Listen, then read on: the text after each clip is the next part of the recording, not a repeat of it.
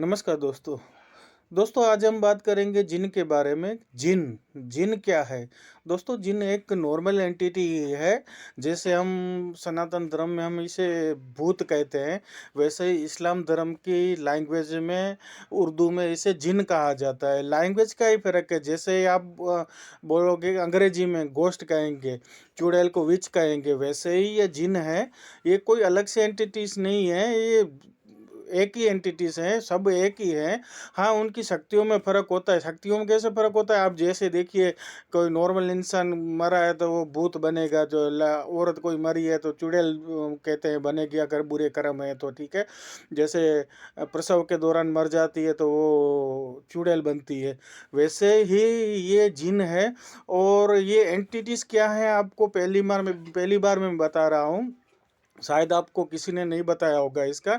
दोस्तों ये एंटिटीज पंचभूत जो होते हैं, सनातन धर्म में हम मानते हैं जो पंचभूत हैं, जैसे अग्नि, वायु, जल, आकाश, पृथ्वी, जैसे उनकी तत्व से सब सारे मिलके एक मनुष्य का बॉडी बनता है। वैसे ही ये जब कोई इंसान मरता है तो जिस जिस हिसाब से उसके बुरे कर्म होते हैं, उस हिसाब से वो इन पंच महाभूतों में से एक भूत में उसकी आत्मा अटक के रह जाती है। जैसे कोई समझ लीजिए कि हवा की फॉर्म में है तो परछाई की तरीके तरीके से दिखेगा, ठीक है। पंच हवा के भूत में है तो, अगर वो मिट्टी के भूत में है तो आपको इस तरह दिखाई देगा जैसे जीता जागता इंसान खड़ा है। अगर वाटर के फॉर्म भूत में वो अटक गया है तो वो आपको इस तरह दिखाई देगा जैसे वो वाटर में के दौरान वो जैसे वाटर से बना हो, पानी से बना हो। वैसे ही जैसे आकाश के फॉर्म में अगर कोई भूत में अटक गया है, आकाश की भूत में, तो वो धुएं की तरह दिखाई देगा। इस तरह से दिखाई देते हैं। ये पंचमहाभूत हैं जो जिनसे पंचमहाभूतों से मिलके एक शरीर बनता है इंसान का। वैसे ही ये जब इंसान मरता है उसके बुरे कर्मों के हिसाब से वो पंचभूतों में से एक भूत में वो अटक के रह जाता है। अब ये जिनको क्या, जिनके बारे में क्या कहा जाता है, वो आग से बने हैं। ऐसा नहीं है, जो मतलब इनके मान्यता ये है कि आग से बने हैं। आग तो भी तो एक भूत ही है ना।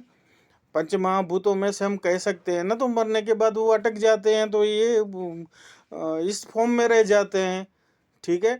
तो ये कोई अलग से एंटिटीज नहीं है। एक बार मैं और एक मुस्लिम अंकल बैठे थे तो मैंने उनको मुझे तो पता था, फिर भी मैंने उनसे पूछा कि अंकल ये जिन वैसे होते क्या हैं?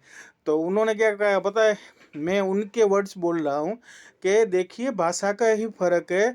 आप जैसे सनातन धर्म के आपके हिसाब से जैसे भूत बोलते हो ना, वैसे हमारे में यहाँ इसे जिन बोलते हैं, अलग नाम से बुलाते हैं। बाकी ये एक ही होता है, कोई अलग से नहीं होता कि एकदम शक्तिशाली है। शक्तिशाली तो हर कोई, जो एंटिटीज जितने बुरे कर्म करेगी वो मरने के बाद उतनी ही पावरफुल होती जाएगी, और जितनी देर तक उसके मुक्ति नहीं मिलेगी, जैसे 10 साल, 15 साल, 20 साल, तो वो एंटिटीज फिर क्या होता है कि दिन ब दिन शक्तिशाली होती जाती हैं।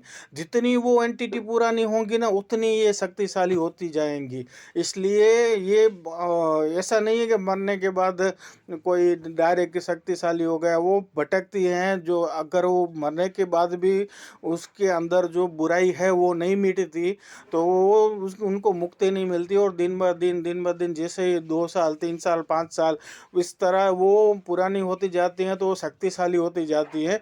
तो उसके बाद वो चाहे तो किसी का अच्छा भी कर सकती हैं और किसी का बुरा भी कर सकती हैं।